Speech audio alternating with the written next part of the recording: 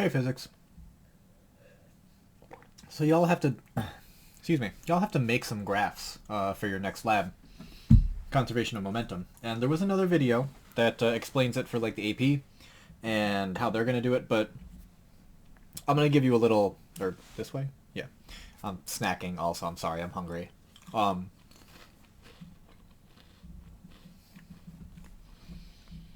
I'm gonna give you a preview of like exactly the stuff that I want you to do. I'm gonna do part of one of the graphs that you have to make. You guys are gonna finish it, and then you guys have to do the other. There's two graphs that you have to do, and the write up. This is all due by the end of the marking period, which is this kind of vague esoteric term now because it's not like an exact like Friday is the end of the marking period. There's a little bit of wiggle room there. Now, what you're gonna have to do is do a video analysis of carts hitting each other, right? Making a collision. In order to do this, you have to first insert the movie, right? So if you go to the assignment, you should be able to download the movie. There have been some, excuse me, some people who have been reporting problems. I'm looking into it. I'll work on it. If you personally have problems, let me know, and I'll try my workaround. But it's worked for many people. Now, where they are for me is in my downloads folder. It's this one here. So, after a moment of deliberation, there it is. This is a top-down video of two carts colliding with each other. I'm just gonna roughly full screen this. So if I hit play, there it is. It's awesome. They're great. It's perfect. One cart goes, the other cart goes. Everything is fine. I am going to, real quick, just move me over here. Oop, that was weird. Because I need to show you what is on this taskbar. Right. Now this taskbar is what we'll be using. So I clicked this button down here with the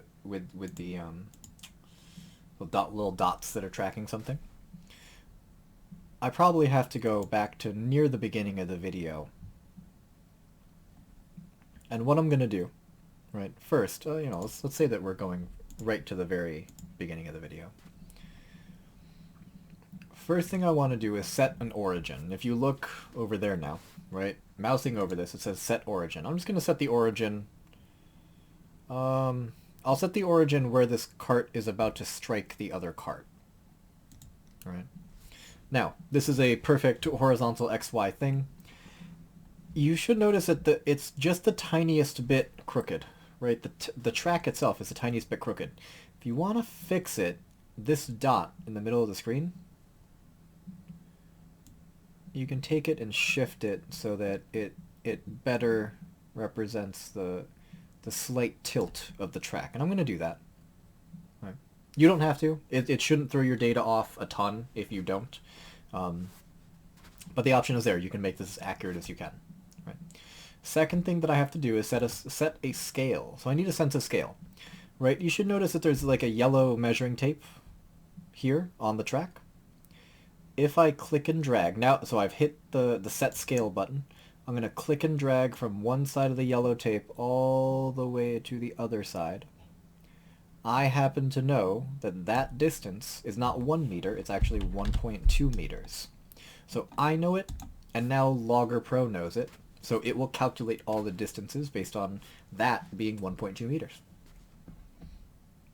Now that I've done that, I'm almost ready to add a point.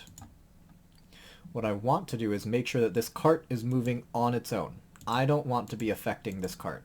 So I'm going to go frame by frame. Again, down here is a frame by frame. I'm going to go frame by frame until I've let go. And it looks like I've let go right about there. Okay. Now I'm ready to track my object. So I'm going to track the center of this green sticker. I'm going to try to. Alright, so there's the center. And there. And like that. Okay. I'll try to do this as best I can. I'll probably flutter a little bit just because my eyes are not awesome.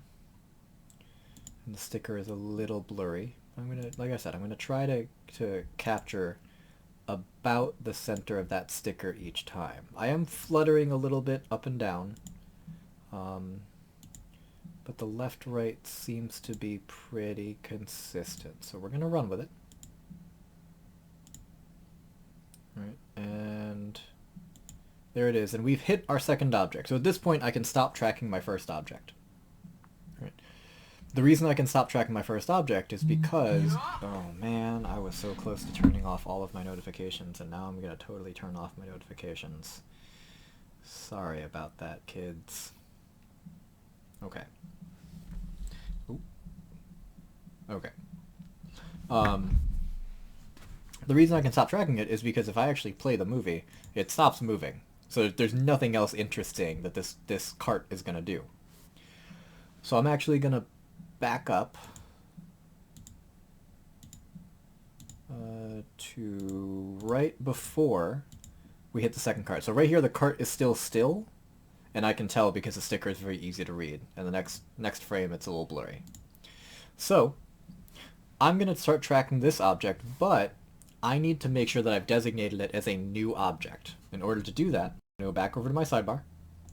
This says set active point, and right now there's only point series XY. If I add a point series and I check back on it, now I have X2, Y2, as if to imply that there's a second object that I'm tracking. So I'll do that. I'll get ready to add a point, and now I will track about the middle of our second object, and you should notice that the dots are now a different color. Right? They're red now. So my first object was the blue dots. My second object now is the red dots. And again, I'm going to try to be as accurate as I can. Now, I'm not going to do everything because I said I was only going to do part of this graph. Now, I need to be able to see the graph. The graph is back here. I can click on the graph and it looks like some of my video is gone. But if you look, I have a lot of information here, right? I have these red dots which represent the first object X. I have the blue dots, first object Y, green dots, second object X, brownish, maroonish dots, I don't know what you want to call that, second object Y. Now, because our carts are only moving horizontally, I don't really care about the Y direction, so I'm going to do something here. I'm going to double click on my graph. It's going to bring up some options. There's an option to title it, so I might as well title it while I'm here, collision 1. But if I click over to the axes options, what I'll see is what is labeled on the y-axis. I don't care about the y position, and I don't care about the other y position. And if I hit done, boom, they disappear. They no longer are on the graph, not cluttering up anything that I need. So I have red dots for the x, green dots for the second x.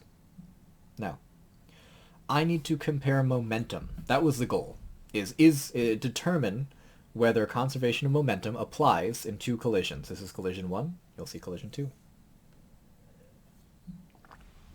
In order to determine momentum, I need mass and velocity. But there's a nice thing that's true about these two carts. They have the same mass. Because the mass is the same before and after, if I want to compare, if I want to look at momentum, then I can actually just look at the velocity. So this is a position time graph. Because I know that, and if you remember, the slope of the position time graph actually tells you the velocity. So if I could somehow get the slope of this graph, I'm going to move myself back over this way. If I can get the slopes of these graphs, then I could get the velocity that I need. Right? So I'm going to highlight a certain section. And by highlighting it, I'm telling LoggerPro, I'm telling this program, like, okay, here's the deal. I want to track just these things, and I want a linear fit for it. So I can analyze this with a linear fit. And it'll tell me, do you want to do it for X or X2? Well, I want to do it for X, because it's the only one I care about in the highlighted section. And when I do it, boom, there it is. There is the equation for my line. I have a slope, and I have a y-intercept. The slope is what I'm worried about. It even tells me that it's in meters per second. I can do the same thing for the second section. So if I highlight those points and I analyze it with a linear fit, it's going to ask me, do you want x or x2? Well, I want x2 this time. All right, there it is. So now I have the slope for that section. And I can do a quick comparison. Just based on the points that I have plotted, the velocities are not the same. So it looks like conservation of momentum was broken because the velocity was not the same before and after. Right. Now when you're talking about this in your analysis, right, you're gonna mention, how you went about finding these slopes. Basically just once you plotted them, once you saw the graph, you knew it was a position time. So if you analyze the slope, that would be your velocity. Once you have the slopes, right, they represent the velocities. They should be the same before and after because conservation of momentum. They're not. So what could have gone wrong? Well, maybe the floor was slanted, right? Maybe there's a tilt in the floor causing the objects to have slightly different velocities. Maybe this happened during the sonic boom from the meteor that passed by. I don't remember exactly when we took this video, but it was on the same day in roughly that time frame, so it's possible. It's possible that maybe the ground shook for a different reason. Maybe somebody was walking by and thump thump thump was moving stuff. So there are possible reasons for error here, but we can explain why they're not exactly the same. Right. Now, the only other thing that you might want to do, and this will apply more for the second video as opposed to the first one, but if I'm on the video screen and I right click, there are some movie options, and if I click that, there are lots of things here. I don't care about all of them. In fact, the only one that I care about is this last one that says the first VA point defines movie time 0. And what that says is when I start tracking stuff, that's when the time will start. Because if you'll notice, I'm going to cancel this right now. If you notice, we don't start right at 0. It starts, when we started tracking. It's kind of nice to start right at 0. So if I do that, then it starts at time equals 0. Okay. Now, the slopes are still not the same, right? So, that did move my brackets here. So I'm gonna get rid of this one because it doesn't look like it fits anymore. But I'm gonna show you something else. If you highlight the wrong section, you can actually take this and drag it and include only certain points. If I do that, I actually want to include all of these points, right? So again, there's my slope for the x. I don't have to highlight anything. I could do a linear fit for x2.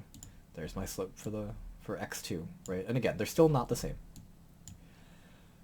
When you do this for the second video, right, you'll go through all these same steps. You'll download the video, insert it into LoggerPro, set your origin, set your scale, start tracking your first object. The difference in the second one is your first object is going to move to the right, and then it's going to move back to the left, because they're going to bounce off each other. The two carts are going to go towards each other and then bounce off. So the blue dots, representing the first object, will move to the right just like this one did, and then instead of stopping, you're going to keep tracking it. You're going to keep going to the left. Same thing's going to happen with the other cart. It's going to be moving to the left, it's going to hit the cart, and it's going to move back to the right. So instead of only having 2 best fit lines, you'll actually have 4. You should see a line going up, which is to the right, and then you should see it bounce back down to the left. Then for the green dots, you should see something come to the left, and then bounce, and then go to the right. For the second video, you will probably have to highlight a specific section, and then analyze it with a linear fit to see the first half. And then you'll highlight the other section, analyze it with a linear fit for the second half.